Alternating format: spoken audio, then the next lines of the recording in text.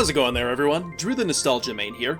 I hope that all of you had a wonderful and safe holiday season, and I wanted to thank all of you for helping this channel recently reach 120 subs. This is a pretty big milestone for me, and I can't wait to see what the future holds. But moving on to today's topic, after a long 2-year wait of uncertainty and speculation, the Geno Mii Gunner costume is finally available for Super Smash Bros. Ultimate. Ever since the Sephiroth reveal, I'll admit that it went through quite a roller coaster of emotions. But in the end, I am actually feeling happy where things are right now for Geno. I wanted to talk about my future optimism for the character. When I look back at all this, I think part of the anxiety of the last few years really came down to not knowing what was going on. A lot of players expected that if the Geno Mii costume was going to return, a good time to do so is during the hero presentation back in July 2019, because it was a Square Enix character. When the Mii costume didn't return, that opened up the floodgates that Geno was still being considered as a fully playable fighter sometime down the line. Geno continued to survive past 5 more character presentations, and was at one point considered pretty likely. All that hope came down to a crashing halt when Sephiroth was revealed as DLC number 8. After that happened, many fans at least held on to the hope that if Geno were getting the Mii treatment, perhaps he would be a deluxe one like Sans or Cuphead, along with a music track. That would at least be a step up, and I was fairly optimistic that at least that would happen. I was even holding out a small shred of hope that Geno would at least make it past that round entirely, and it could still be possible for this pass. Once again though, expectations were shot down, and Geno came back as a Mii with no customized face model and no soundtrack. It was honestly a bit devastating at first. We waited 2 years after Smash's release, knowing what was possible with a Mii fighter, and Geno came back very much the same way as before. But as the dust has settled, and especially as I've had the chance to customize and play with the new Mii, that disappointment has given way to optimism for a few reasons I wanted to go over today. For one thing, we should be thankful that Geno was still in the game in any form. It was by no means guaranteed that the Mii costume would return at all. This is because Square Enix has such a large cast of amazing characters that could fill that Mii spot, like Chrono, Lara Croft, and other Final Fantasy characters like Black Mage.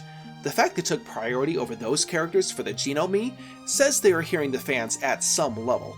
Also, the costume model does have some improvements over the Smash 4 one, with better textures, cape flowing mechanics, and a better fitting hat. It's unfortunate that they couldn't have modeled the proper face for Geno, but part of me wonders if that is a good thing for the potential future of the character. Now, having said that, I'm not going to entertain the notion that Geno is still possible for this Fighter's Pass. I do not like gatekeeping, but I am very certain that Nintendo wouldn't sell a Mii costume and then a fully playable fighter within the same pass cycle. If Nintendo and Square want to surprise us and prove me wrong, they're by all means more than welcome to do so, but it isn't something I'm even remotely expecting at this point. That being said, Smash Ultimate has continued to go on as a worldwide phenomenon, with more than 20 million sales, and Nintendo knows that this kind of roster is a truly lightning in a bottle event. They have captivated the world with over 2.5 years of Smash reveals, and third parties have been enthusiastic to hop on board the hype train. There is probably no way they will be able to have this level of third-party cooperation in a future title, and I think the next Nintendo console is at the very least about 2 to 3 years from now.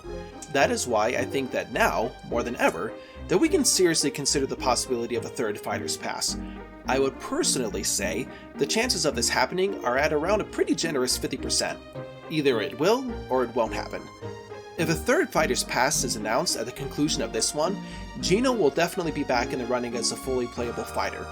There is also the possibility of Geno being added as some kind of final bonus character, but I think its potential chances lie more in an extra Fighter's Pass.